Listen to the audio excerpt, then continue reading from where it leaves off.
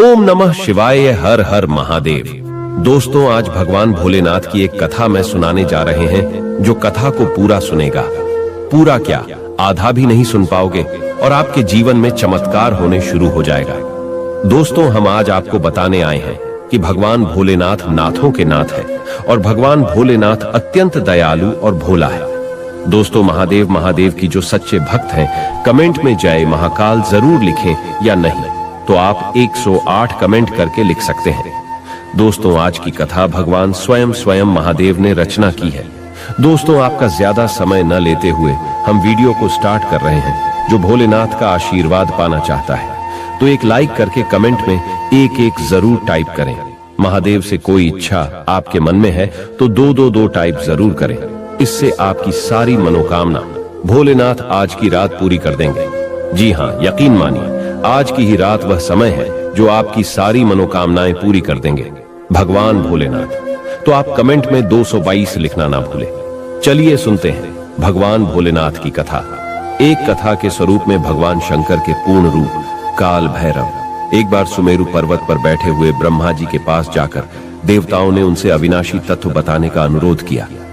शिव जी की माया से मोहित ब्रह्मा जी उस तत्व को न जानते हुए भी इस प्रकार कहने लगे, मैं ही इस संसार को उत्पन्न करने वाला स्वयंभू अजन्मा एकमात्र ईश्वर अनादि भक्ति ब्रह्म घोर निरंजन आत्मा हूंच मैं ही प्रवृत्ति और निवृत्ति का मूल आधार सर्वलीन पूर्ण ब्रह्म हूँ व्यास ब्रह्मा जी।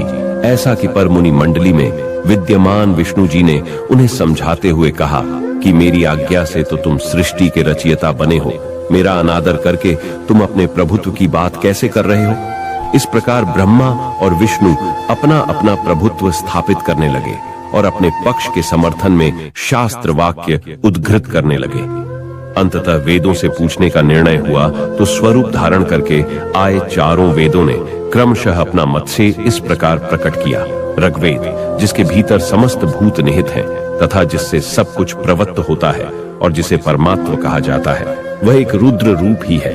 यजुर्वेद, जिसके द्वारा हम वेद भी प्रमाणित होते हैं तथा जो ईश्वर के संपूर्ण यज्ञों तथा योगों से भजन किया जाता है, सबका दृष्टा वह एक शिव ही है। सामवेद, जो समस्त संसारी जनों को भरमाता है, जिसे योगी जन ढूंढते हैं और जिसकी भांति से सारा संसार प्रकाशित होता है, वे एक त्र्यंबक शिवजी ही है। अथर्ववेद, जिसकी भक्ति से साक्षात्कार होता है और जो सब या सुख दुख अतीत अनादि ब्रह्म है, वे केवल एक शंकर जी ही हैं। विष्णु ने वेदों के इस कथन को प्रताप बताते हुए नित्य शिवा से रमण करने वाले दिगंबर पीतवर्ण धूलि धूसरित प्रेमनाथ कुवेटाधारी सर्वावेष्टित वृपणवाही निसंग शिव जी को पर ब्रह्म मानने से इनकार कर दिया। ब्रह्मा विष्णु विवाद को सुनकर ओंकार ने शिव जी की ज्योति नित्य और सनातन पर ब्रह्म बताया, परंतु फिर भी शिव माया से मोहित ब्रह्मा विष्णु की बुद्धि नहीं बदली।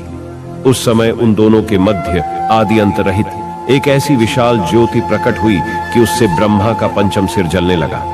इतने में त्रिशूलधारी नील लोहित शिव वहां प्रकट हुए तो अज्ञानतावश ब्रह्मा उन्हें अपना पुत्र समझकर अपनी शरण में आने को कहने लगे। ब्रह्मा की संपूर्ण बातें सुनकर शिव जी अत्यंत क्रुद्ध हुए और उन्होंने तत्काल भैरव को प्रकट कर उससे ब्रह्मा पर शासन करने का आदेश दिया।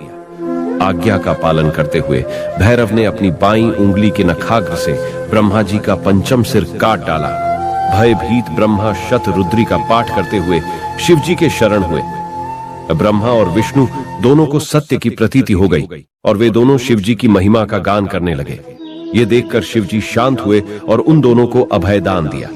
इसके उपरांत शिव जी ने उसके भीषण होने के कारण भैरव और काल को भी भयभीत करने वाला होने के कारण काल भैरव तथा भक्तों के पापों को तत्काल नष्ट करने वाला होने के कारण पाप भक्षक नाम देकर उसे काशीपुरी का अधिपति बना दिया। फिर कहा कि भैरव, तुम इन ब्रह्मा विष्णु को मानते हुए ब्रह्मा के कपाल को धारण करके इसी के आश्रय से भिक्षावृत्ति करते हुए वाराणसी में चले जाओ। वहां उस नगरी के प्रभाव से तुम ब्रह्म हत्या के पाप से मुक्त हो जाओगे। शिव जी की आज्ञा से भैरव जी हाथ में कपाल लेकर ज्यों ही काशी की ओर चले, ब्रह्म हत्या उनके पीछे पीछे हो चली। विष्णु जी ने उनकी स्तुति करते हुए उनसे अपने को उनकी माया से मोहित न होने का वरदान मांगा। विष्णु जी ने ब्रह्म हत्या के भैरव जी के पीछा करने की माया पूछना चाही तो ब्रह्म हत्या ने बताया कि वह तो अपने आप को पवित्र और मुक्त होने के लिए भैरव का अनुसरण कर रही है। भैरव जी ज्यों ही काशी पहुंचे त्यों ही उनके हाथ से चिमटा और कपाल छूटकर पृथ्वी पर गिर गया और तब से उस स्थान का नाम कपाल मोचन तीर्थ पड़ गया। इस तीर्थ में जाकर सविधि पिंडदान और देव पितृ तर्पण करने से मनुष्य ब्रह्म हत्या के पाप से निवृत्त हो जाता है। शिव और सती का विवाह दक्ष प्रजापति की कई पुत्रियां थीं। सभी पुत्रियां गुणवती थीं, फिर भी दक्ष के मन में संतोष नहीं था। वे चाहते थे उनके घर में एक ऐसी पुत्री का जन्म हो जो सर्व शक्ति संपन्न हो एवं सर्व विजयिनी हो, जिसके कारण दक्ष एक ऐसी ही पुत्री के लिए तप करने लगे। तप करते करते अधिक दिन बीत गए तो भगवती आद्या ने प्रकट होकर कहा, मैं तुम्हारे तप से प्रसन्न हूं। तुम किस कारणवश तप कर रहे हो? दक्ष